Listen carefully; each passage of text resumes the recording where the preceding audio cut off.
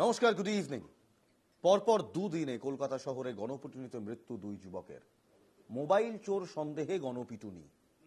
কোন সভ্য সমাজে এই ঘটনা মেনে নেওয়া যায় না।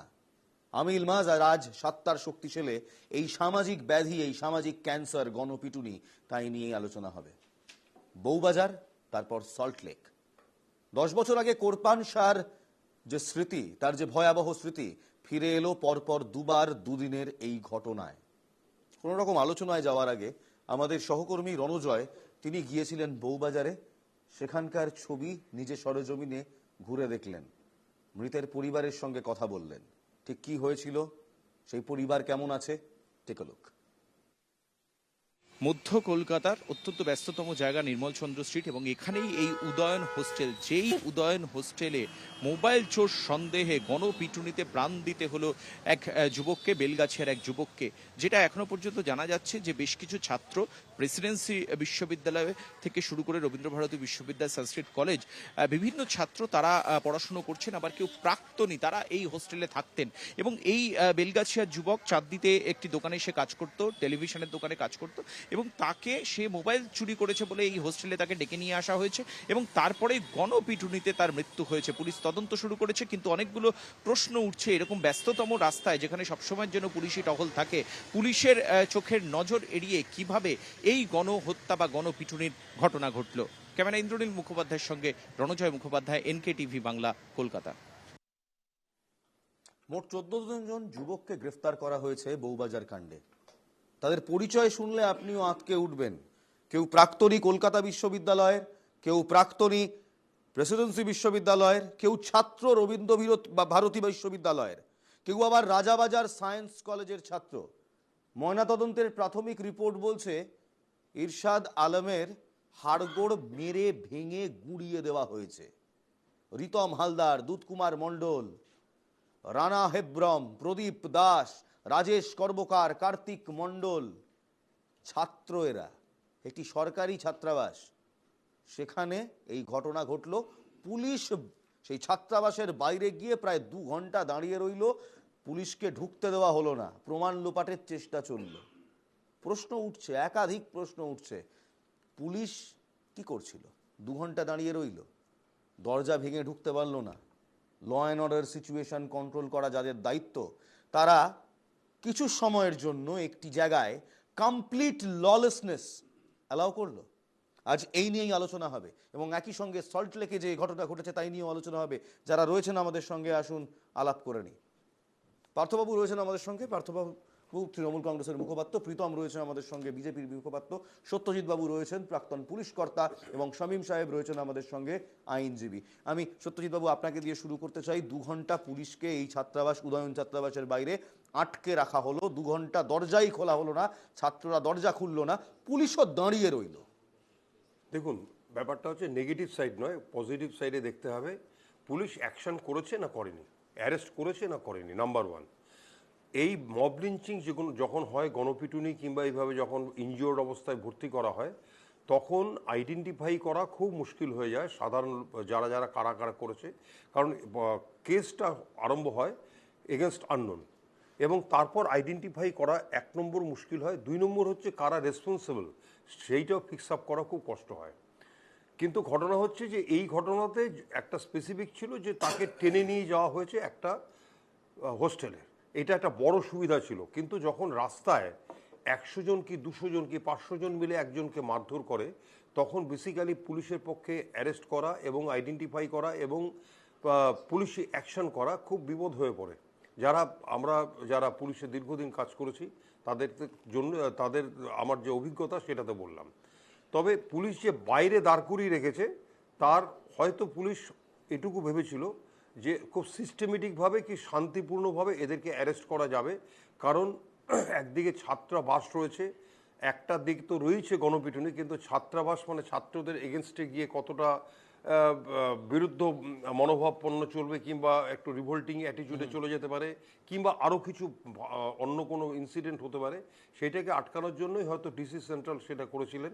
কিন্তু অ্যাকশন করেছে, 14 জন 15 জনকে অ্যারেস্ট করেছে, তাদেরকে কাস্টাডিতে নিয়ে আসা হয়েছে। শাস্তি হবে, এবং নিশ্চয়ই শাস্তি হবে।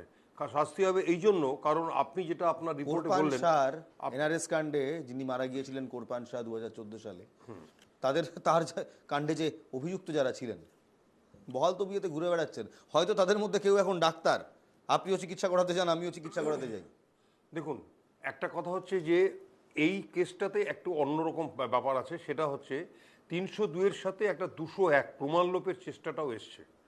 এই প্রমাণ লোপের চেষ্টাটা একটা বড় ব্যাপার, এবং এটা প্রমাণ করা যেতে পারে এবং প্রমাণ করা যাবে, সে তার এভিডেন্স নিশ্চয়ই পুলিশের কাছে, পুলিশ এটা কালেকশন করবে। কিন্তু 302 এটা প্রমাণ করা পুলিশের পক্ষে খুব একটা বেশি কষ্ট হবে না, কারণ এদের মধ্যে থেকে মোটামুটিভাবে অ্যাপ্রুভার হবে, 164 করা হবে, যাদেরকে জুডিশিয়াল কনফেশনাল স্টেটমেন্ট, ম্যাজিস্ট্রেটের কাছ থেকে স্টেটমেন্ট এদের মধ্যে থেকে নেওয়া হবে, এবং নেওয়ার পরে আইডেন্টিফাই যে যেগুলো যদি সিসিটিভিতে ক্যামেরার মাধ্যমে যে ছবিগুলো উঠবে সেগুলোর মধ্যে থেকে স্পেসিফিক করা যাবে, যা ইনজুরি আছে সেই ইনজুরি দেখে দেখে দেখে দেখে করা হবে। তো এগুলো প্রত্যেকটাই যেটা একটা বলা যেতে পারে যে এদের কনভিকশন হওয়ার জন্য এটা হোমিসাইড সেকশন, অর্থাৎ লালবাজারের যে হোমিসাইড স্কোয়াড সে তারা এই কেসটা দেখভাল করবে। প্রত্যেকটা জিনিসই সিনিয়র সুপারভাইজিং অফিসাররা দেখছেন এবং জয়েন্ট সিভিক ক্রাইম নিজেও দেখছেন এটা, যেহেতু এটা খুব ইম্পর্টেন্ট ঘটনা এবং কলকাতাতে অনেকদিন পরে আরম্ভ হয়েছে, সেই জন্যই কলকাতা শুধু আরম্ভ হয়নি, ব্যাধি বউবাজার থেকে ছড়িয়ে পড়লো সল্টলেকে। এখানেই West Bengal prevention of lynching bill 2019 সালে পশ্চিমবঙ্গ সরকার একটি বিল নিয়ে আসে। সেই বিলটির নাম West Bengal prevention of lynching bill 2019। কি বলা রয়েছে? গণপিটুনিতে আক্রান্তের মৃত্যু হলে দোষীদের মৃত্যুদণ্ড বা যাবজ্জীবন কারাদণ্ডের শাস্তি, এবং গণপিটুনিতে আক্রান্ত ব্যক্তি যদি গুরুতরভাবে আহত হন তাহলে দোষীদের যাবজ্জীবন কারাদণ্ড বা 10 বছরের সশ্রম কারাদণ্ডের শাস্তি হবে। এটাই বিলে বলা রয়েছে। তবে 2019 থেকে 2024 প্রায় 5 বছর এই বিল এখনো বিল স্টেজেই পড়ে রইল, আইন আর হলো না, একটার হয়ে উঠল না। রাজ্যপালের দফতরে তার টেবিলে এই বিল এখনো খুব ভালোভাবে রাখা রয়েছে, খুব সুসজ্জিতভাবে রাখা হয়েছে, একটি সইয়ের অভাবে। শামীম আহমেদের কাছে যাব। কেন এই অ্যাক্ট এই মুহূর্তে দাঁড়িয়ে, যখন আমরা ছেলে ধরা সন্দেহে গণপিটুনি দেখলাম, মোবাইল চোর সন্দেহে গণপিটুনি দেখলাম, এমনকি এক তৃণমূল নেতা খুনের পর আততায়ীদের ধরে যে গণপিটুনি দেওয়া হলো, জয়নগরের কথা বলছি আমি, সেখানেও দেখলাম কোরপান শাহ রয়েছে। দেখুন, আইন প্রণয়ন করা হয় সমাজের কাছে একটা বার্তা দেওয়া যে অপরাধ করলে তার এই সাজা হবে। আসলে যে কথাটা আমি বলতে চাই, আমার আগে প্রাক্তন পুলিশ কর্তা বললেন যে অপরাধ হবে তারপরে ইনভেস্টিগেশন করবে, এটাই পুলিশের কাজ শুধু নয়। পুলিশের কাজ হচ্ছে যাতে অপরাধ না হয় সেটাকে প্রিভেন্ট করা। তার জন্য তারা তথ্য সংগ্রহ করে, কোনো ধরনের অপরাধ সংগঠিত হচ্ছে, কোনো প্রবণতা আছে কিনা সেগুলো বিচার করে এবং যথাযথ ব্যবস্থা নেওয়ার কথা নেয় না। বিষয়টা যদি একটু তলিয়ে দেখেন তা দেখবেন, এখান থেকে একটু 12 বছর আগে যদি আমি ঘটনাগুলো স্মরণ করি, দেখবেন মুখ্যমন্ত্রী ভবানীপুর থানায় যাচ্ছেন, 2 জন অপরাধীকে বের করে নিয়ে আসছেন, থানা ভাঙচুর হচ্ছে, কেস রেজিস্টার হচ্ছে না। তাহলে যারা ক্ষমতায় আছেন তারা যদি অপরাধের সঙ্গে যুক্ত হয়ে যান, যাদের কাজ ছিল আইনের শাসন প্রতিষ্ঠা করা, তারা যদি অপরাধের সঙ্গে যুক্ত হয়ে যান, তাহলে যারা অপরাধী তারা তো এনকারেজ হবেন। ফলে 2012 সালে যে ঘটনার সূত্রপাত হয়েছিল, প্রকাশ্যে দেখেছিলাম আমরা ভবানীপুর থানায় ভাঙচুর, তারপরও কেস রেজিস্টার হয়নি। আর আজকে যা দেখছি, এখন তো সিবিআই প্রায় পশ্চিমবঙ্গে কতগুলো ইনভেস্টিগেশন করছে, তা বোধহয় একটা বড় লিস্ট তৈরি করতে হবে। তো তবে এই আইন এখনো বিল হয়ে রয়েছে কেন? আইন তো হয়নি এখনো, বিলই রয়েছে। পাস হওয়ার পরে গভর্নরের দায়িত্ব সেটাকে সই করা। যদি গভর্নর অ্যাসাইন না দেন তাহলে কেন দিচ্ছেন না সেটাকে ব্যাখ্যা করে ফেরত পাঠাতে পারেন। বেশ, এখানেই পার্থবাবুর কাছে আসবো। পার্থবাবু, এমন একটি গুরুত্বপূর্ণ বিল যা আইন হওয়া দরকার, যা আইন না হলে সমস্যা রয়েছে, এই ব্যাধি দেখতে পাচ্ছেন তো কিভাবে ছড়াচ্ছে, এই বিল এখনো বিল হয়েই পড়ে রয়েছে কেন? এই আইন হয়নি কেন এখনো পর্যন্ত? দেখুন, মব লিঞ্চিং বিষয়টার যে গভীরতা বা সমাজের যে ব্যাধি, সেটাকে অনুধাবন করে 2019 সালে কিন্তু বিধানসভায় এই বিলটি পাস হয়। কিন্তু আইনে পরিণত হয়নি। রাজ্যপাল এখনো সেটাকে আটকে রেখেছে। কি আপনাকে কারণ এই ধরনের ইন্টারাপ্ট না করে বলছি, শুধু কংগ্রেস এবং লেফট সেই সময় বিলটি কি সমর্থন করে? এটা স্বাভাবিক সমর্থনযোগ্যই, অনেকেই সমর্থন করেছে। কিন্তু আমাদের প্রশ্ন হলো যে রাজ্যপাল এরকম দু একটি গুরুত্বপূর্ণ বিল এখনও আটকে রয়েছে, সেটা পশ্চিমবঙ্গে ইমপ্লিমেন্ট করা সম্ভব হয়নি।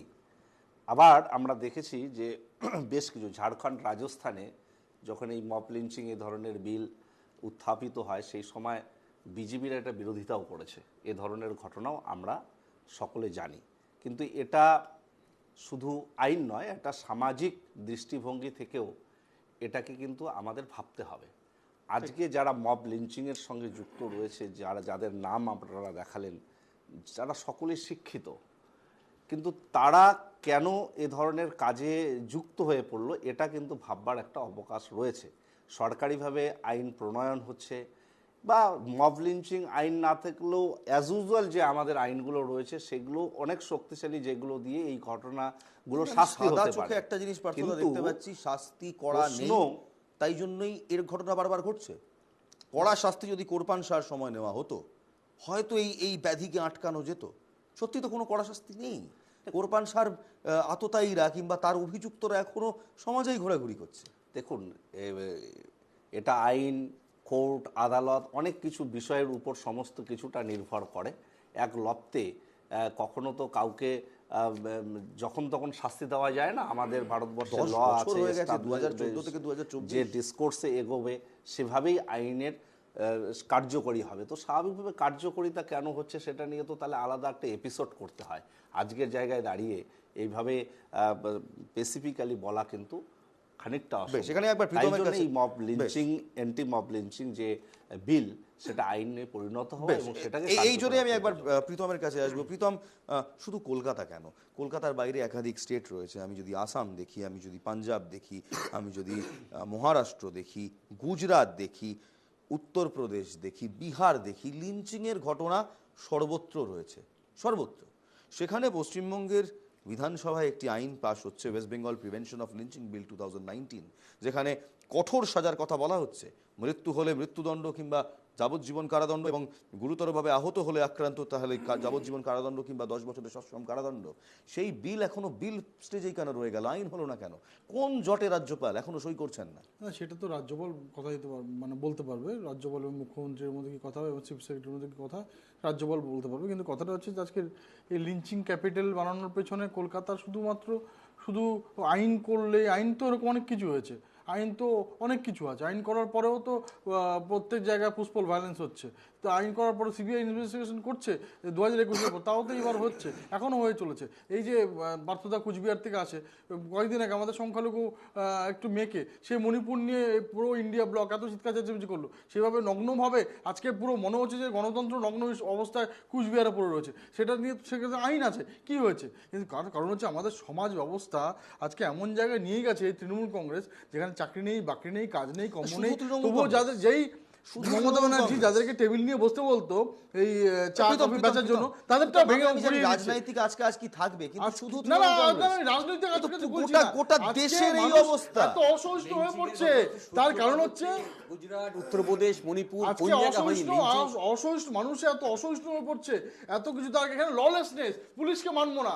তার কারণ হচ্ছে এখানে আমরা দেখেছি বাংলার পুলিশ, এই দাদা বসে রয়েছে প্রাক্তন পুলিশ কর্তারা, আমরা দেখেছি আসামের কার্বি অঞ্চলে 8ই জুন 2018 250 জন মিলে একজন ব্যক্তিকে শিশু পাচারকারীর অভিযোগে 250 জন মিলে লিঞ্চ করলো। একই সঙ্গে 2019 দেবেন দত্ত 31শে অগাস্ট আসাম চা বাগানে এক শ্রমিকের চিকিৎসার গাফিলতিতে মৃত্যু হয়েছে এরকম অভিযোগ, শ্রমিকরা সেই ডাক্তারকে লিঞ্চ করলেন। 2020 মহারাষ্ট্রের পালমার দুজন সাধুকে সেই ছেলে ধরা সন্দেহে পিটিয়ে মারা হলো। তারপর জসমেল সিং 7ই নভেম্বর পাঞ্জাব, জসমেল সিংকে রীতিমতো অত্যাচার করে, টর্চার করে, গাছে বেঁধে তার চামড়ায় আগুন জ্বালিয়ে, তার চামড়ায় হুক দিয়ে টেনে তাকে মারা হলো। আমি এখানে একবার প্রথমাদির কাছে আসবো। সাইকিয়াট্রিস্ট প্রথমাদি আমাদের সঙ্গে রয়েছেন। প্রথমাদি, সাইকোলজিটা কি? ছাত্র এরা, এই যে দুধকুমার মণ্ডল, শঙ্কর বর্মন, এরা প্রেসিডেন্সি কলেজের ছাত্র, কলকাতা বিশ্ববিদ্যালয়ের ছাত্র, রবীন্দ্রভারতী বিশ্ববিদ্যালয়ের ছাত্র, রাজাবাজার সায়েন্স কলেজের ছাত্র, প্রতিষ্ঠিত সব শিক্ষা প্রতিষ্ঠানের ছাত্র এরা। তারা এরকম ভাবে একজনকে চোর সন্দেহে নৃশংসভাবে খুন করলো, তার হাড়গোড় ভেঙে গুঁড়িয়ে দিল। ময়নাতদন্তের রিপোর্ট বলছে বেধড়ক মারধর করা হয়েছে। এই প্রবৃত্তিটা কোথা থেকে আসছে ছাত্রদের মধ্যে? দেখুন, সবার আগে বলি, এটা কিন্তু একটা ইউনিভার্সাল প্রবৃত্তি, মানে এটা এখানে আছে, অন্য জায়গায়। আপনি এইমাত্র আমি শুনছিলাম যে বিভিন্ন উদাহরণ দিচ্ছিলেন। এটা শুধু না, আমাদের দেশের বিভিন্ন জায়গায়, অন্য দেশের সর্বত্র আমাদের মধ্যে একটা লুকানো আগ্রাসন থাকে। এবং আপনি দেখুন, সবকটা ক্ষেত্রেই কিন্তু একা ঘটনাটা ঘটেনি। হয়তো এই ছেলেগুলির নাম যাদের বললেন, ওরা যদি একলা থাকতো তাহলে এতটা ভয়ঙ্কর নিষ্ঠুর হয়ে উঠতো না। যখনই আমরা একটা বড় গ্রুপের অংশ হয়ে পড়ি, এটাকে বলি গ্রুপ সাইকোলজি, তখন কিন্তু আমরা এমন অনেক অদ্ভুত অদ্ভুত কাজ করি যেটা হয়তো আলাদাভাবে আমরা করতাম না। তার অনেকগুলো কারণ থাকতে পারে। একটা বড় কারণ হলো, যেটা আপনি বুঝতেই পারছেন, যে যদিও অনেক সাজা দেওয়ার নিয়ম কানুন আছে, কিন্তু গ্রুপের সকলকে আইডেন্টিফাই করা খুব শক্ত, 1 নম্বর। 2 নম্বর হলো, এই যে সবাই করছে সুতরাং এটাই স্বাভাবিক। এটা কিন্তু আমাদের ভীষণভাবে মনে হয় যে আমরা মানুষ হিসেবে, ভালো করে ভেবে দেখুন, যখন আমরা মনে করি যে সবাই সবাইকে গালি দিচ্ছে, তখন গালি দেওয়াটাই স্বাভাবিক হয়ে যায়। তো এই যে একটা বাঁধ ভেঙে যায়, প্রথমে হয়তো একজন ট্রিগার করেছিল, তখন তারপরে বাকিরা একদম স্রোতের মতন তার সঙ্গে চলে গেছে। কাজে গ্রুপ সাইকোলজির এফেক্টটা অস্বীকার করলে চলবে না, এবং সেটা সর্বত্র হতে পারে, সব জায়গায় সব সময় হতে পারে। দ্বিতীয় ব্যাপার, গত 10 বছরে প্রথমাদি, যে আমরা দেখেছি গত 10 যে বছরে কিংবা গত victim, 15 বছরে এই প্রবৃত্তি ভারতবর্ষে মানুষের মধ্যে বেড়েছে।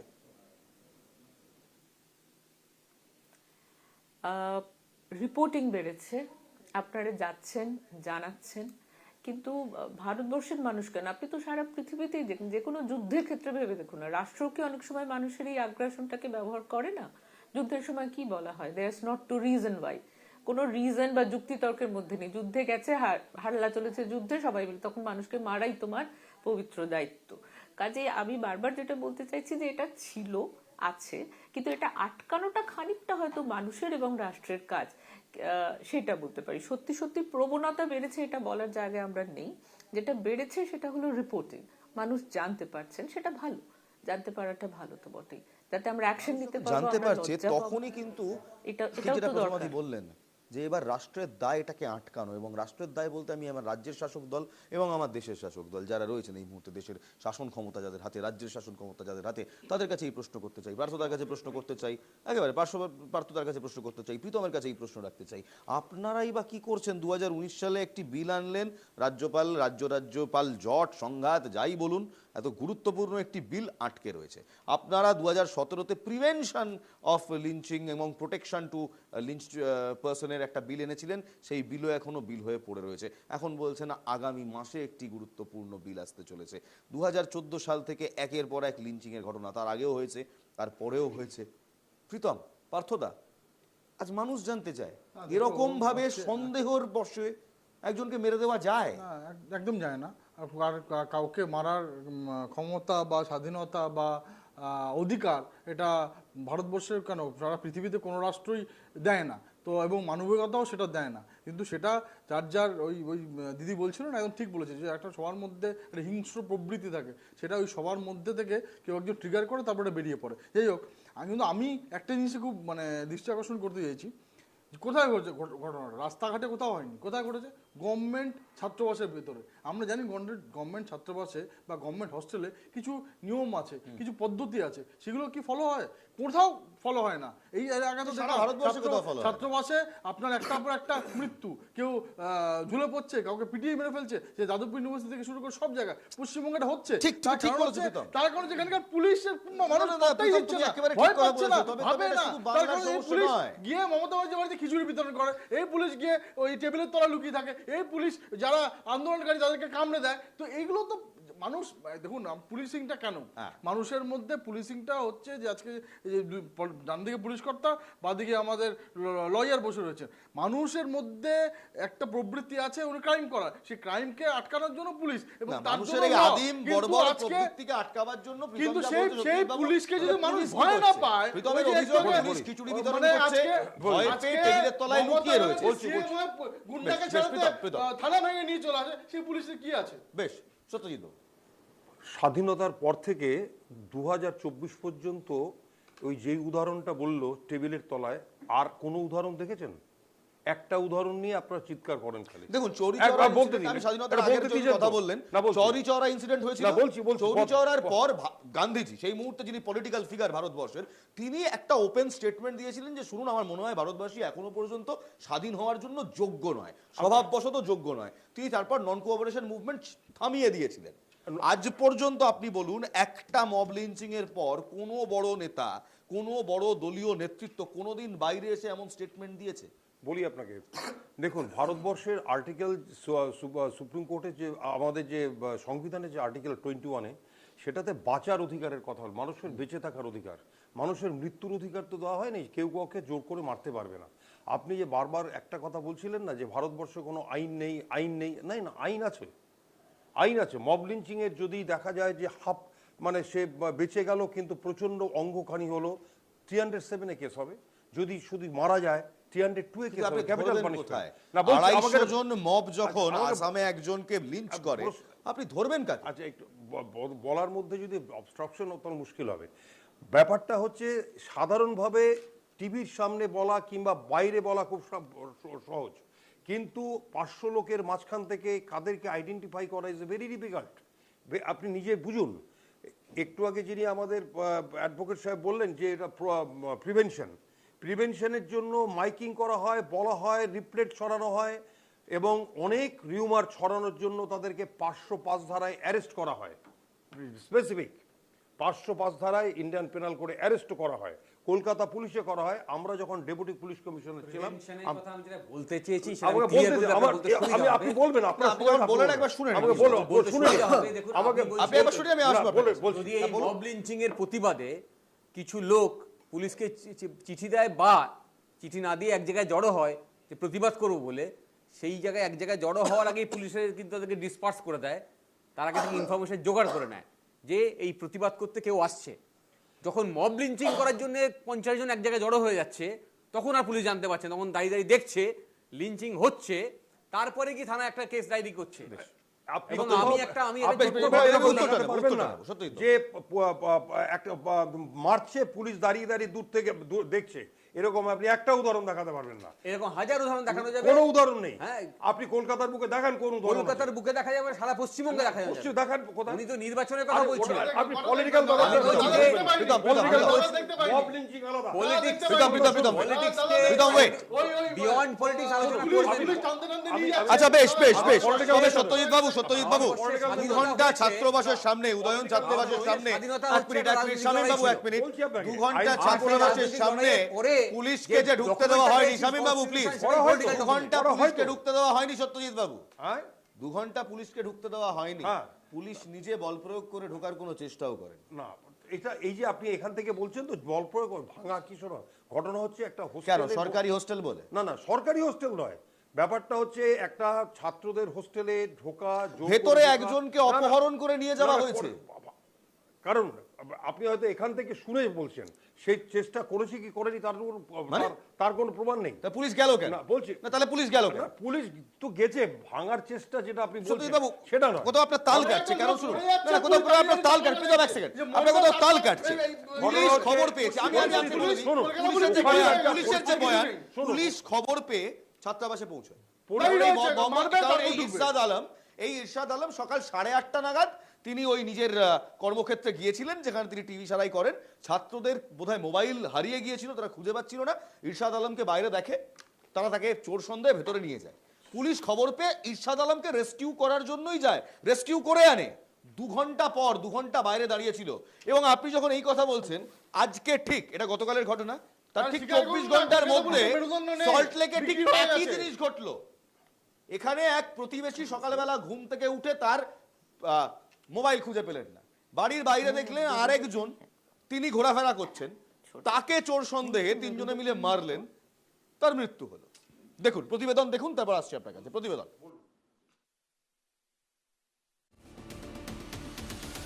এই জায়গা থেকেই অচৈতন্য অবস্থায় উদ্ধার করে হাসপাতালে নিয়ে যাওয়া হয় প্রসেন মণ্ডলকে।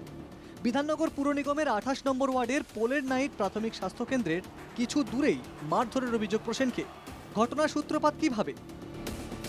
স্বাস্থ্যকেন্দ্রের পাশেই বাড়ি তপন সরকারের। ভোরে ঘুম থেকে উঠে তপন দেখেন ফোন নেই। বাইরে বেরিয়ে প্রতিবেশী প্রসেন মণ্ডলকে দেখতে পান তপন।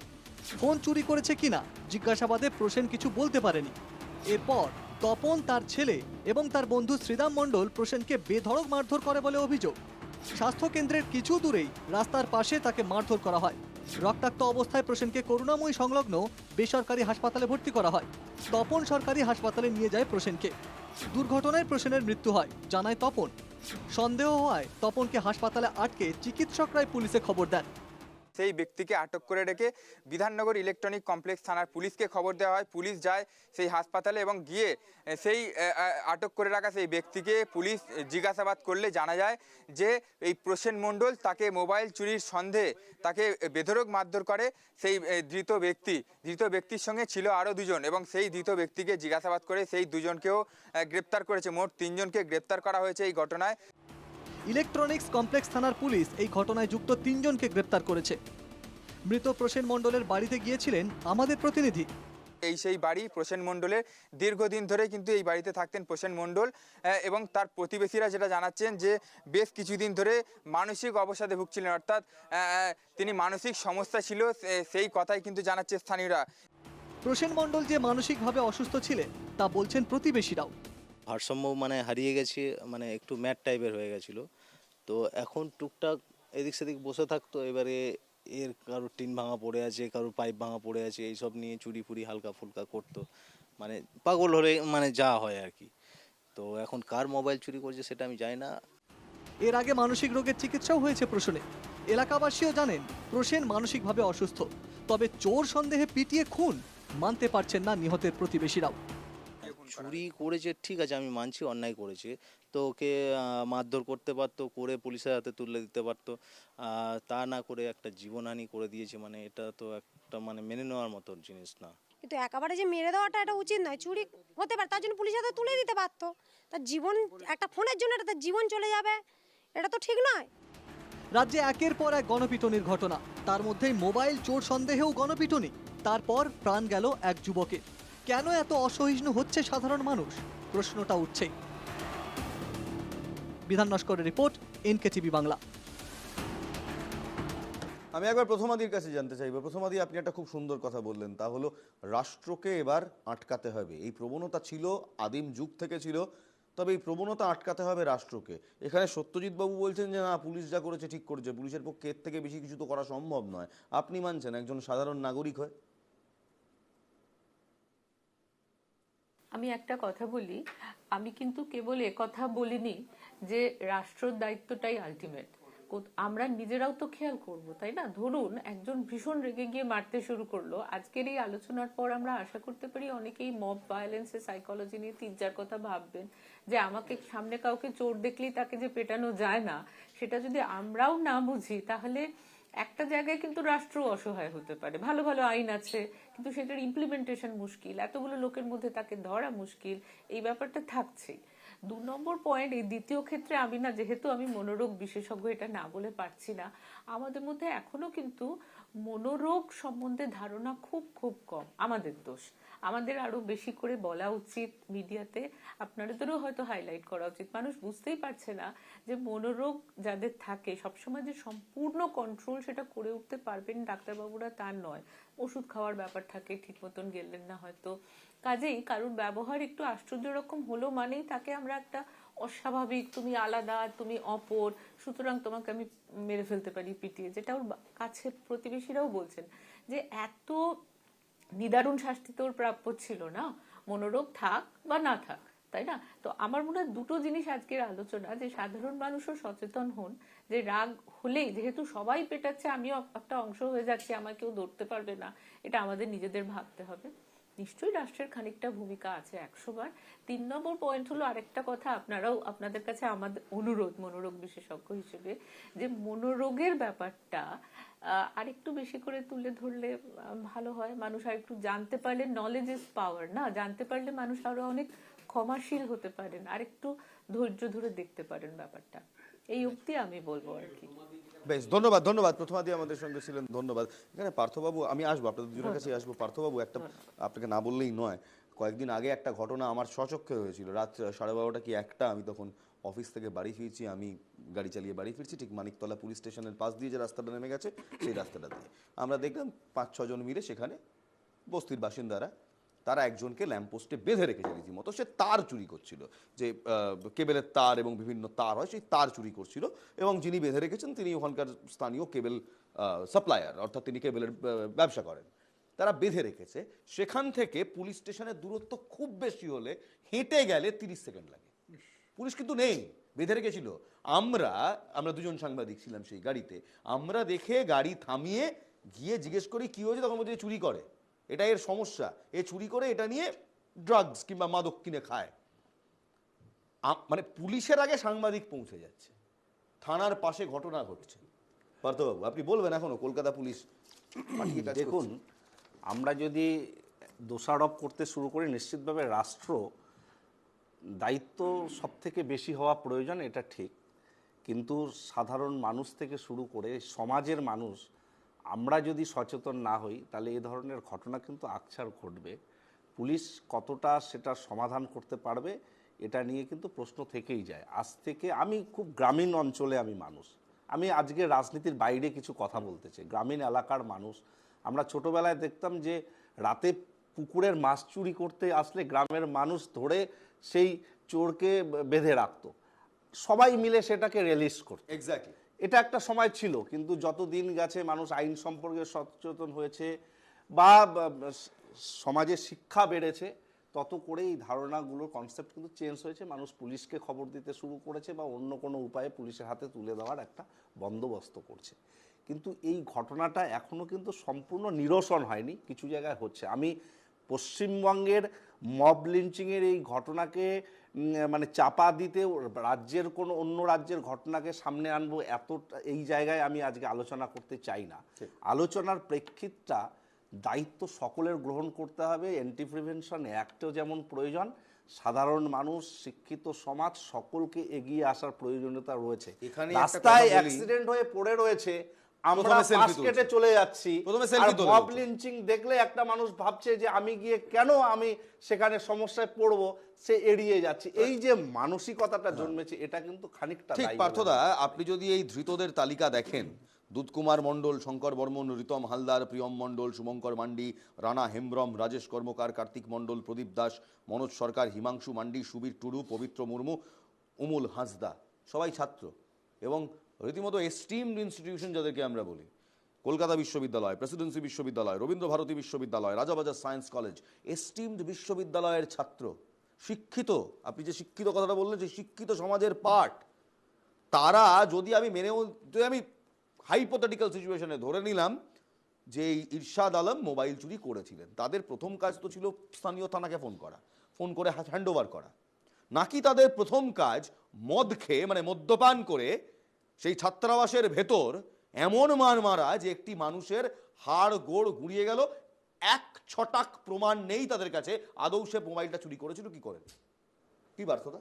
না, এটা ঘটনা যদি আমরা ব্যাখ্যা করতে যাই তাহলে একদম এস্টিমড এক্সিলেন্স ইনস্টিটিউশনগুলোতে র্যাগিংয়ের মতো ঘটনা ঘটে তো। আজকে যদি এটা হতো বিভিন্ন জায়গায়, শুধু আজকে চোর সন্দেহ বা এই সন্দেহ না, ধর্মীয় চিন্তা ভাবনা তো মব লিঞ্চিং হচ্ছে বিভিন্ন জায়গায়, এটা তো আজকে অস্বীকার করা জায়গা নেই। এবং ভিন্ন মতে বিয়ে করছে বলে মব লিঞ্চিং হচ্ছে, তার পরিবার লিঞ্চিং করছে, এ ধরনের ঘটনাও ঘটছে ভারতবর্ষে। এ ধরনের ঘটনা ঘটছে, এটা থেকে নিরসনের উপায় আমি বলি সমাজকে আরও বেশি এগিয়ে আসতে হবে, সমাজকে এ সম্পর্কে আরও বেশি ধারণা যিনি মনস্তাত্ত্বিক, যিনি মনোবিদ, যিনি বললেন যে কথাটা মানুষের এই যে প্রবৃত্তি যেটা রয়েছে সেটাতে মনোবিদদের যে বিশ্লেষণ বা সে সম্পর্কে ওয়াকিবহাল হওয়া এটা অত্যন্ত জরুরি। আমরা পলিটিশিয়ানরা আপনি কি দায়বদ্ধতা পার্থ- এড়াতে পারি না, আপনি কি মনে করেন পলিটিশিয়ানরা যে একটা- দায়বদ্ধতা একটা এড়াতে কড়া পারি না, আইন দরকার? কারণ আমাদের যখন কেন্দ্রীয় কোনো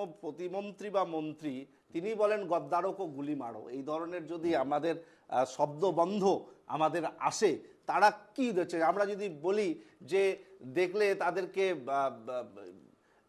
0 পয়েন্ট থেকে গুলি করে দাও, এই ধরনের মানসিকতা যদি আমরা গজাতে চেষ্টা করি, রাষ্ট্র এটাতে মদত দেয়, ইন্ধন দেয়, তাহলে এই ধরনের ঘটনা ঘটবে। এটাই তো স্বাভাবিক। আমরা এটা সত্যজিৎ বাবু, আমি জানি বারবার পুলিশের এগেনস্টে অভিযোগ আনে, আমরাও প্রশ্ন করি যে পুলিশ কি করছিল, 2 ঘন্টা কেন বাইরে দাঁড়িয়েছিল, কেন কিছু করলো না। কিন্তু এখানে একটা অত্যন্ত ভ্যালিড পয়েন্ট তিনি পার্থদা কিন্তু তুললেন যে যদি কোনো পলিটিশিয়ান, রাজনৈতিক ব্যক্তিত্ব কিংবা রাষ্ট্রের কোনো অঙ্গ যদি লিঞ্চিংকে ওপেনলি সাপোর্ট করে, কিংবা সাপোর্ট যদি নাও করে, যদি লিঞ্চিংয়ের বিপরীতে গিয়ে কঠোরভাবে মনোভাব তার ব্যক্ত না করে, কথা না বলে, সেটাও তো সমস্যার। সমস্যা তো বটে, সেটা পলিটিক্যাল সমস্যা। আমি 2-3টে কথা বলি। আমাদের একটা 100 ডায়ালস আছে।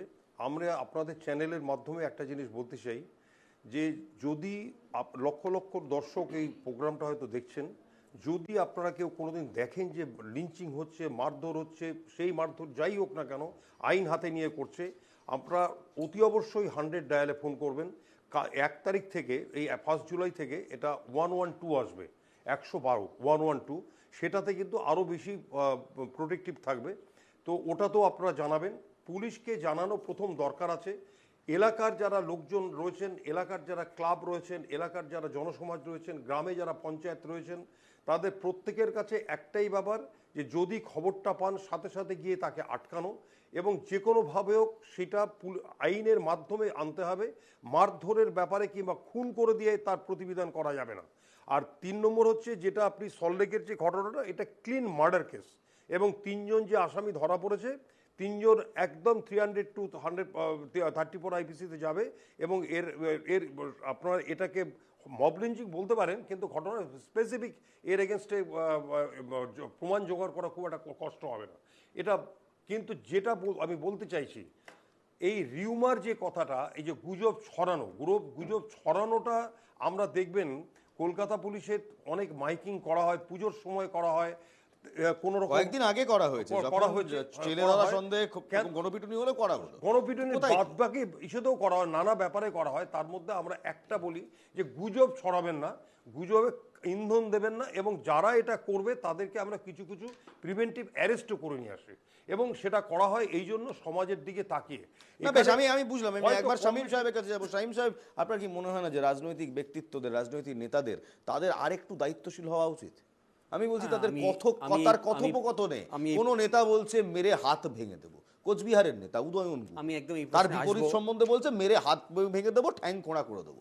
দিলীপ ঘোষ তিনি বলছেন বুকে লাথি মেরে কি বাড়িতে থান পাঠিয়ে দেবো।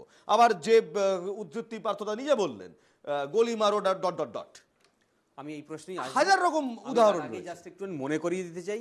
প্রথমাদির কথাগুলো শুনছিলাম, যে একটু উত্তর দিয়ে নিতে চাই যে উনি যেটা বলছেন, আদিম ভাবনা থেকেই মানুষের মধ্যে এই প্রবণতা ছিল, মধ্যযুগীয় ভাবনা থেকেও বেরিয়ে আমরা এখন আধুনিক যুগে এসেছি, এবং এইটাকে মাথায় রাখতে হবে। আজকে যে ঘটনা নিয়ে আমরা আলোচনায় বসেছি, এটা আমি ধরে নিচ্ছি যে রিউমার থেকে এই ধরনের লিঞ্চিংয়ের ঘটনা শুধুমাত্র রিউমার থেকে হয় না। রুমার কোথায়? আমি বলছি, শামীম বাবু, 5টা ছেলে সারা রাত মদ্যপান করলো, আমি আসছি, সকালবেলা দেখছে ফোনটা নেই, বাইরে দেখলো একজন টিভি মেকানিক ঘুরে বেড়াচ্ছে, ওই চোর বলে তাকে ছাত্রাবাসে ঢুকিয়ে নিল, নিয়ে বেধড়ক মারছে। 250 জন যেখানে গিয়ে আসামে কারজিতে করলো, আমি সেখানে নয় ধরে নিলাম রুমার ছিল, এখানে তো এই 14 জনই তাদের মধ্যেই তো। ঠিকই, আমি আসছি। এই বলছি যে ডিভিশনটা আছে, শুধুমাত্র এই লিঞ্চিং এর ঘটনা রিউমার থেকে হয়, সোশ্যাল ডিভিশন থেকে হয়, পলিটিক্যাল ভেন্ডেটা থেকে হয়, আর যেটা হয় সেটা হচ্ছে ডিস্ট্রাস্ট অন লিগ্যাল সিস্টেম। আইনি ব্যবস্থার উপর যদি আস্থা হারিয়ে যায়, তখন এই ধরনের ঘটনা ঘটে। তাহলে এই পুরো সিস্টেমটাকে ঠিক রাখতে হবে। সেই জন্য প্রথমে যে উদাহরণটা দিলেন, যে যারা যুদ্ধে যাচ্ছে তাদের মধ্যে ওই প্রবণতা থাকে না, তাদেরকে তৈরি করা হয় সেই ভাবনা দিয়ে। ইন্ডিয়ান আর্মির সাথে কিংবা যে কোনো দেশের আর্মির সাথে কিংবা যুদ্ধের সঙ্গে এটাকে টানা হয়তো আমাদের ঠিক হবে না। এই জন্যই বলছি আসলে যেটা করতে হতো সেটা হচ্ছে আইনের শাসন প্রতিষ্ঠা করার জন্য। এখানেই তো কোরপান শাহ বারবার ফিরে আসে, আপনি যেটা এখানেই তো সাহেব কোরপান শাহ বারবার ফিরে আসে যে কোরপান শাহর আততায়ীরা এখনো পর্যন্ত সমাজে ঘুরে বেড়াচ্ছে। সেই কারণেই হচ্ছে সাহেব সত্যজিৎ বাবু, কোরপান শাহ তার আততায়ীদের পুলিশ ধরেছিল, কোনো প্রমাণ জোগাড় করতে পারে, সেটাই আমি আসি বেকসুর খালাস। সেই জন্যই আপনি জানেনও না হয়তো, আপনি কোনো ডাক্তারের কাছ থেকে গিয়ে এনআরএস এর প্রাক্তন ডাক্তার, আমি সবার কথা বলছি না প্লিজ, কারো মানে এনআরএস এর প্রাক্তনীদের যেন ভাবাভাগে আঘাত না হয়, কিন্তু সেই ঘটনার সঙ্গে জড়িত লোকজন এখন বহাল তবিয়তে সমাজে রয়েছে, তারা হয়তো ডাক্তারি পেশার সঙ্গে যুক্ত। আমি দুটো তিনটে কথা একটু বলি। এই যেগুলো আমরা কেসগুলোতে আপনি খালাসের কথা বারবার বলছেন, তো খালাসের ব্যাপারটা বেশি থাকবে না, কোন কলকাতা পুলিশের দিক থেকে এটা কম সম্ভাবনা থাকে। কিন্তু তাই জন্যই তো আপনাদের এই West Bengal prevention of lynching bill 2019টা আইন হওয়া দরকার। না, আইন হওয়া দরকার, এটা আমি যেটা আপনি বারবার জিজ্ঞাসা করছেন তার আমি একটু বলে দিই এই ব্যাপারটায়। এখানে যে আগের যে রাজ্যপাল ছিল, যে ধনকর সাহেব আটকে ছিলেন, একটা ব্যাপারে আটকে ছিলেন, সেটা হচ্ছে যে মৃত্যুদণ্ড হবে না লাইফ ইমপ্রিজনমেন্ট হবে, এটা নিয়ে উনি একটা কোয়ারি করেছিলেন। এইটা যেটা আপনি জিজ্ঞাসা করেছিলেন ওকে, তো সেটার ব্যাপারে বলি যে এটা মৃত্যুদণ্ড হবে না লাইফ ইমপ্রিজনমেন্ট হবে, এটার ব্যাপারে উনি একটা কোয়ারি করেছিলেন। সেই কোয়ারির হয়তো উত্তর পাওয়া যায়নি কিংবা কোয়ারির উত্তর দেয়নি। আমি লয়ারকে জিজ্ঞেস করবো যে ঠিক কোন কারণে আটকে রয়েছে এই বিল 2019 সালের, না জানলে বলতে পারবেন না। প্রিভেনশন অফ লিঞ্চিং বিল আটকে আছে, গভর্নরের কাছে প্লেস করার পরে আগেই বললাম আমি, গভর্নর অ্যাসাইন দিতে পারেন। এখন গভর্নর অ্যাসাইন না দিলে সেটাকে কখনো নোটিফাই করে অ্যাক্ট করা যায় না। উনি কারণটা জানতে চাইছেন। আমি কারণটা জানতে চাইছি, কারণটা ফাইলে বন্দি আছে, আমরা কেউই জানি না। সেটাই বললাম, তো আমরা কেউই জানি না। এখানেই পার্থবাবু আপনার মনে হয় না এত বড় একটি গুরুত্বপূর্ণ বিল এই সময় দাঁড়িয়ে যখন একের পর এক মব লিঞ্চিং এর ঘটনা ঘটছে, এই বিলটির আইন হওয়া দরকার রয়েছে, প্রচন্ড পরিমাণে দরকার রয়েছে, আইন হওয়া দরকার আছে বলেই তো বিলটা পাস হয়েছে বিধানসভায়। এবং সর্বসম্মত এই ধরনের আইনি জটিলতায় সেটা যদি আটকে থাকে, এটা অত্যন্ত দুর্ভাগ্যজনক। আমরা এই বিষয়টা নিয়ে আজকে খুব ডিটেলস ডিসকাশন করতে চাইছি না, কারণ রাজ্যপালের ভূমিকা কি পশ্চিমবঙ্গের পরপর দুটো স্টেপে সেটা আমরা সকলে জানি, কিন্তু মব লিঞ্চিং নিয়ে কড়াকড়ি যে আইন, এই প্রভিশন, সেটা থাকা অত্যন্ত জরুরি। কারণ আইন যদি না থাকে, আমরা মনস্তাত্ত্বিক দিক থেকে আপলিফটমেন্ট যেমন হব, আইনের প্রতি যে ভয় সেটাও থাকা অত্যন্ত জরুরি। সেখান থেকে বেশ কিছু মানুষ কিন্তু কনসাসনেস গ্রো করে, তো স্বাভাবিকভাবে এটা জরুরি এবং এই পদক্ষেপটা অতি সত্বর নেওয়া প্রয়োজন বলে আমি মনে করি। সমস্যার সমাধান হবে বলে আমি একেবারে it is the one of the part also. আমি বলছি উনি 100 টাকার কথা বললেন, আইন যদি না থাকে সেটাও কথা বলছি।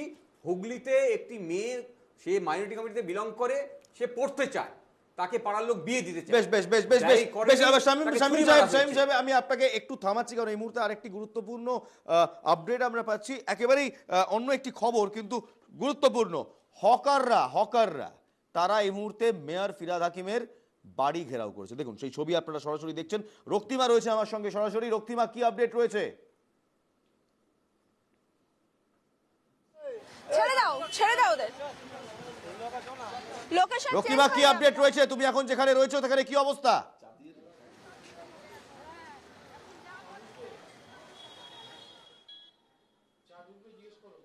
দেখো, তোমাকে জানিয়ে রাখি, মেয়র ফিরহাদ হাকিমের বাড়ির সামনে তুমি দেখতে পাচ্ছ গোড়াগাছার যারা বাসিন্দারা, পোর্ট এলাকার গোড়াগাছার বাসিন্দারা, তারা এই মুহূর্তে সেখান থেকে বেরিয়ে যাচ্ছে। মেয়র ফিরহাদ হাকিম কিছুক্ষণ আগেই তিনি এলেন এবং তাদেরকে আশ্বস্ত করলেন যে তাদের যা দাবি সেটা শোনা হবে এবং শুনে তারা কতটা যুক্তিসম্মতভাবে বসে রয়েছে, আইনসম্মতভাবে বসে রয়েছে, সেই অনুযায়ী তাদের পরবর্তী পদক্ষেপ করা হবে।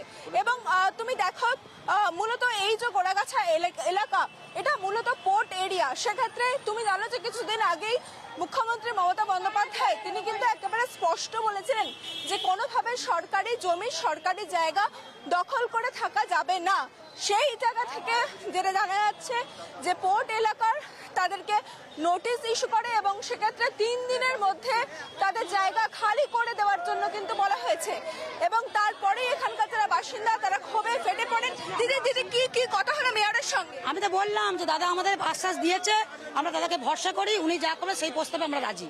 মেয়র কি বললেন আপনাকে? যেটা বলেছে সেটা এখন দাদা করবে, উনিই করবে। ওনার প্রশ্ন তো আমার কিছু নেই, আমাদের প্রশ্ন জানালাম, দাদা এবার কি করো দাদা নিজে জানে, আমরা জানি না। কি প্রস্তাব দিলেন? আমরা যেটা আমাদের যেটা প্রস্তাব তো আপনি শুনলেন, তো মিডিয়াতে বলা হয়েছে, ওই প্রস্তাবটা আবার শুনলো, ভালো করে বললাম। একবার একটু বলুন আপনাদের কি প্রস্তাব মূলত? আমাদের প্রস্তাব যে পোর্ট পুলিশ যে আমাদের টর্চার করছে, সেই টর্চারটা যেন আমরা সেই মুক্তি পাই। সুতরাং এই এক্ষুনি আমি যে মহিলার সঙ্গে কথা বললাম, কিছুক্ষণ আগেই তার সঙ্গে মেয়র ফিরহাদ হাকিম তিনি কথা বললেন তার সঙ্গে, এবং এই মহিলা তিনি যেমনটা জানালেন গোড়াগাছার এলাকার বাসিন্দা, তিনি কিছুক্ষণ আগে মেয়রের সঙ্গে কথা বললেন এবং মেয়র তাদেরকে আশ্বস্ত করেছে যে কোনোভাবে যাতে তাদের যা দাবি সেই দাবি অনুযায়ী তারা আশ্বস্ত করেছেন। কিন্তু দেখো যে কথাটা উঠছে বারে বারে, সেটা হচ্ছে এই যে গোড়াগাছা এরিয়া, এই গোড়াগাছা এরিয়া মূলত পোর্ট এলাকা। সুতরাং পোর্ট এলাকায় তুমি জানো হাইকোর্টের নির্দেশও রয়েছে যে হাইকোর্টের নির্দেশ অনুযায়ী সেখানকার জায়গা খালি করতে হবে।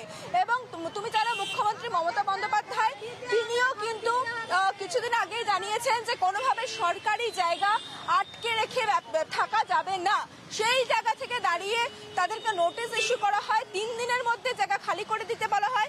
এবং তারপরেই আমরা যেটা দেখি মেয়র ফিরহাদ হাকিমের বাড়ির সামনে একেবারে বিক্ষোভে ফেলে পড়েন তারা, দিদি আমাদের বাঁচান, এই প্ল্যাকার্ড হাতে নিয়ে বিক্ষোভ দেখাতে থাকেন।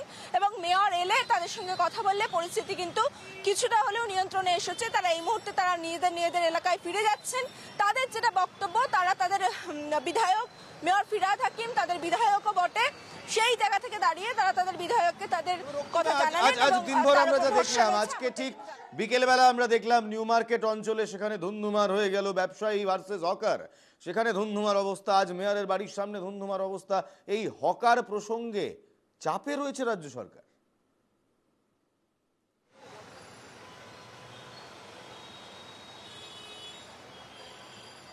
দেখো সেটা তো একেবারেই অবশ্যই, কারণ তুমি জানো যে একটা বিরাট অংশ কিন্তু হকাররা রয়েছে, ফলত সেই জায়গা থেকে দাঁড়িয়ে ইতিমধ্যে অনেক জায়গা একেবারে জবরদখলকারী যারা রয়েছে তাদেরকে সরানো কিন্তু এই মুহূর্তে একটা রাজ্য সরকারের কাছে বড় চ্যালেঞ্জ রয়েছে। সেক্ষেত্রে কিন্তু শুধুমাত্র হকার নয়, যেমন তোমাকে একটু আগেও বলছিলাম, কিছুক্ষণ আগে যারা এসেছিলেন পোর্ট এলাকার বাসিন্দা, তাদেরও কিন্তু একটা সেক্ষেত্রে তাদেরও তোলার জন্য একটা চাপ রয়েছে, কারণ এইখানকার প্রচুর মানুষজন বসবাস করেন এই সমস্ত জায়গায়। ফলত সরকারি জমি জবরদখল করে যারা আছেন তাদেরকে তোলা, সেখানে মানুষের সেন্টিমেন্ট রয়েছে, এই সমস্ত কিছু বিচার বিবেচনা করেই তারপরে রাজ্য সরকারকে পদক্ষেপ করতে হচ্ছে। ফলত সেই জায়গা থেকে কিন্তু একটা রাজ্য প্রশাসনের কাছে একটা চ্যালেঞ্জ হয়ে দাঁড়িয়েছে এই মুহূর্তে সরকারি জমি খালি করা এবং একই সঙ্গে জবরদখলকারীদের উচ্ছেদ, কিন্তু এই মুহূর্তে একটা বড় চ্যালেঞ্জ হয়ে দাঁড়িয়েছে সরকারের কাছে। বেশ রক্তিমা, তুমি আমাদের সঙ্গে থাকো, তুমি পরিস্থিতির ওপর নজর রাখো। আমি আবার পরবর্তীতে ফিরবো তোমার কাছে।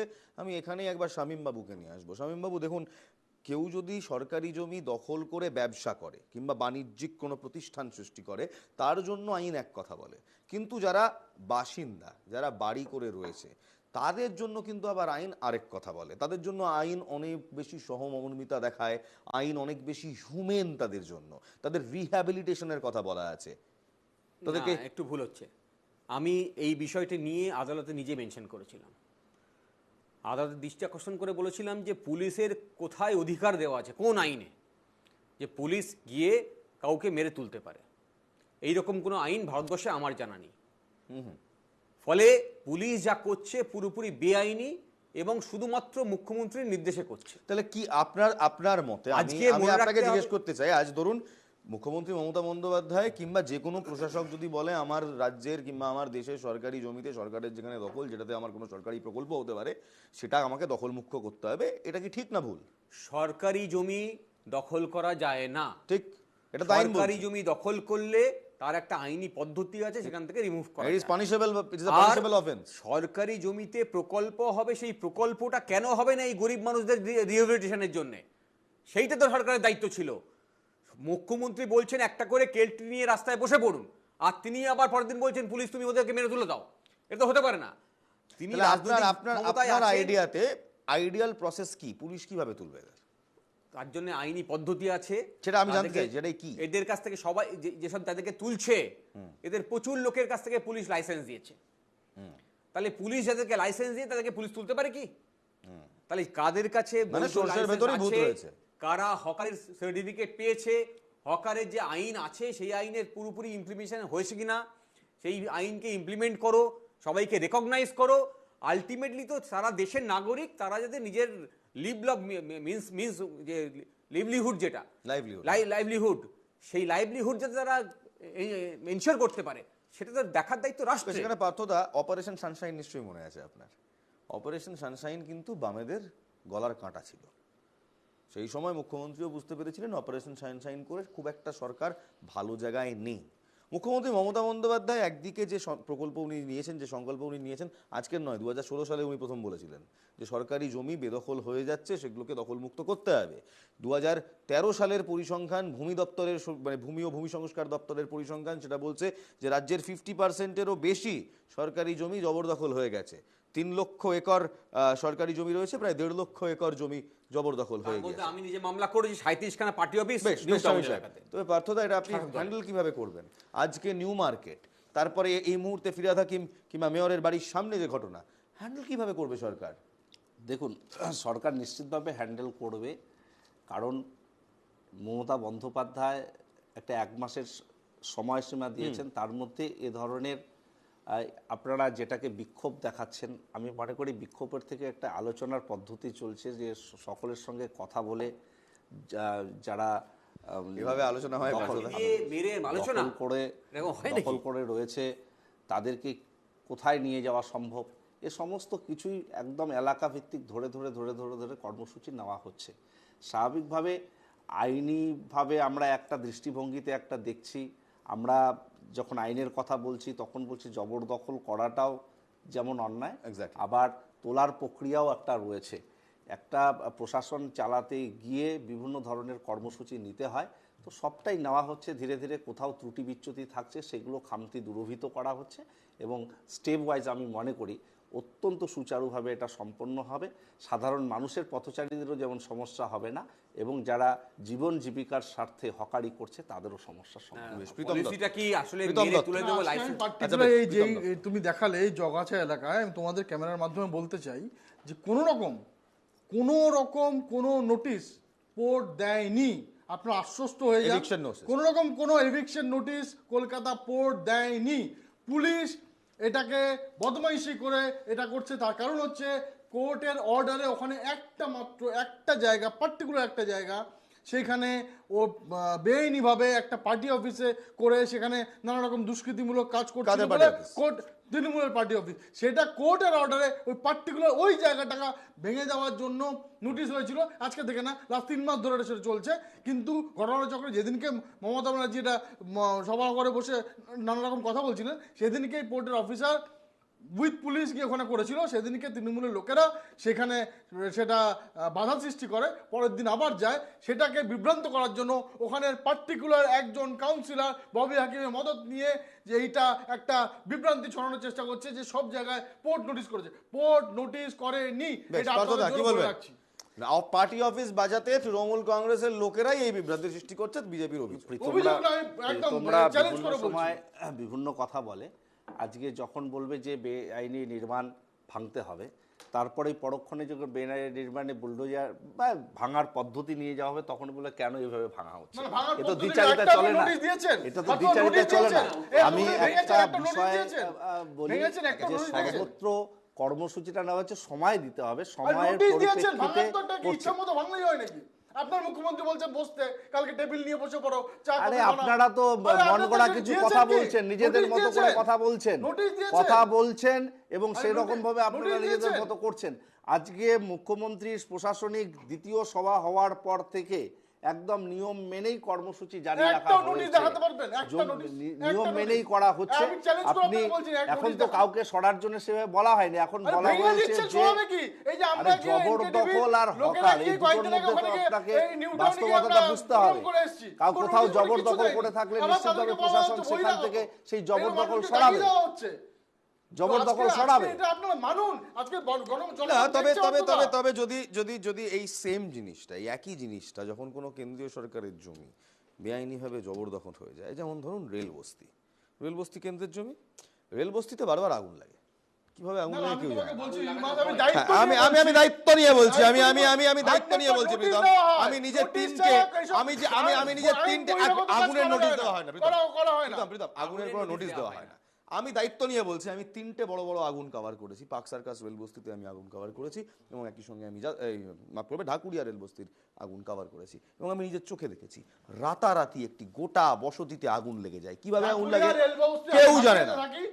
ওরা ওখানে গ্যাসের থেকে আগুন লেগেছিল এবং আমরা নিজের সাহায্য পৌঁছে দিয়েছিলাম পলিটিক্যালি ভাবে। ওটা ওটা লোকে আগুন লাগিয়ে দিয়েছে, গভর্নমেন্ট আগুন লাগিয়ে দিয়েছে। এটা সরকার একেবারেই নয়, একেবারেই কি বলছো তুমি? একেবারেই নয়, সরকার কেন? কিন্তু আগুন লেগে যায়, বারবার আগুন লেগে যায়। কিভাবে বিরোধীরা বারবার বলে এর পেছনে কারো মদত রয়েছে। কি শামীম সাহেব খুব ভুল বললাম? আমি বলছি, আমি নিজে 16 বিঘা বস্তি বলে একটি কাজে যায় বস্তি আছে রেল লাইনের পাশে, সেখানে 3বার আগুন লেগেছে। এবং আগুন লাগার আগে এবং পরে যারা ডেভেলপার ওখানে ডেভেলপমেন্ট করবে তারা একটু ঘোরাফেরা করে, ফলে আগুন লাগার কারণ আমরা জানি, আগুন লাগার কারণ আমরা বুঝি। আমি বলছি যে এই যে আজকে উচ্ছেদ করছে হকারদের, এই পার্টি অফিস আছে, বিভিন্ন বাড়ি করে আছে যেটা উনি বলছিলেন, তাহলে বেছে বেছে হকাররা কেন? যারা পয়সাওয়ালা লোক, যাদের একটু ক্ষমতাশালী লোক, আমি বলছি কলকাতার রাস্তা জুড়ে এমন হেন রাস্তা নেই যেখানে তৃণমূল এর পার্টি অফিস নেই সরকারি জায়গা দখল করে। না না, আমি তো আমি আপনাকে অত দূর যেতে হবে না, খুব কাছে চলে যান। হিডকোতেও 3টে, হিডকোতেও পার্থদা এটা তো মানবেন, হিডকোর জমি দখল করে তৃণমূল কংগ্রেসের 3টি পার্টি অফিস ছিল। সপ্তর্ষি দেব গৌতম দেবের সন্তান, তিনি কিন্তু এটা নিয়ে হাইকোর্টে মামলা পর্যন্ত করেছেন, এনকেডি এর কাছে জিজ্ঞাসা করেছিলেন। পার্টি অফিসগুলো আচ্ছা বেশ এনক্রোচ করে আদিগঙ্গা এনক্রোচ করে বাড়ি বানিয়েছে, সেটা কিন্তু ভাঙেনি, মমতা ভাই জানে। কিংবা আপনি যদি একটু চলে যান, আপনি চিংড়িঘাটার মোড়ে চলে যান, চিংড়িঘাটার মোড়ে চিংড়িঘাটার মেট্রো বদলে গেল, একটি বাড়ি ভাঙা গেল না বলে। কার বাড়ি কি বৃত্তান্ত আমি সেই বৃত্তান্তে এখন যাব না, আপনারা সবাই জানেন। তার জন্য নিত্যদিন প্রতিটি মানুষকে প্রায় 15 থেকে 20 মিনিটের যানজটের হেপা পোহাতে হয়। এই সমস্যাগুলো তো রয়েছে পার্থদা। নিশ্চিতভাবে সমস্যা রয়েছে। আবার দেখুন, বর্ধমানে আমাদের তৃণমূল কংগ্রেস কর্মীরাই নিজেদের পার্টি অফিস তারা নিজেরাই ভেঙেছে। ঠিক যেটা বলা হয়েছে যে সরকারি জায়গায় সেটা পড়েছে, এরকম একটা দৃষ্টান্ত স্থাপন করছে। স্বাভাবিকভাবে আগামী দিনে এই ধরনের কর্মসূচিও হবে, নিশ্চিত থাকুন। তবে দ্বিচারিতা বন্ধ করা একান্তই প্রয়োজন। যে কিছু কিছু ক্ষেত্রে আমরা বলবো যে ভাঙা উচিত, আবার কিছু ক্ষেত্রে বলবো ভাঙা উচিত নয়, এটা কখনোই কাম্য। বেশ, আজ সময় একেবারেই শেষ। গণপিটুনি কিংবা মব লিঞ্চিং এটা সামাজিক ব্যাধি, ক্যান্সারের মতো, এবং সেই ব্যাধির হাত থেকে মুক্তি পাওয়ার জন্য স্টেট এবং স্টেট পিপল, অর্থাৎ রাজ্যের বাসিন্দা এবং রাজ্যের শাসক দল এবং শাসকরা, তাদের সবাইকে এগিয়ে আসতে হবে। কাউকে যদি চোর সন্দেহে আপনার মনে হয় তিনি আপনার কোনো দ্রব্য চুরি করেছেন, কিংবা কারো যদি মনে হয় কেউ চোর, পুলিশে খবর দিন। আইন নিজের হাতে তুলে নেবেন না, কারণ সেটা আইন আপনাকে করতে অনুমতি দেয় না। আইনকে ব্যবহার করুন নিজের রাইটের জন্য। মনে রাখবেন, আপনার মতো বাকি সবারই কিন্তু রাইট টু লাইফ কিংবা বেঁচে থাকার অধিকারটি রয়েছে ভারতবর্ষে। এবং হয়তো আমাদের রাজনৈতিক নেতা নেত্রীদেরও এবার একটু সংযত হয়ে কথা বলতে হবে। হকার উচ্ছেদ থেকে গণপিটুনি, একাধিক ইস্যুতে এই মুহূর্তে উত্তপ্ত শহর কলকাতা এবং রাজ্য। সমস্ত খবর, সমস্ত আপডেট শুধুমাত্র এনকে টিভি বাংলায়। চোখ থাকুক এনকে টিভি বাংলার পর্দায়। নমস্কার।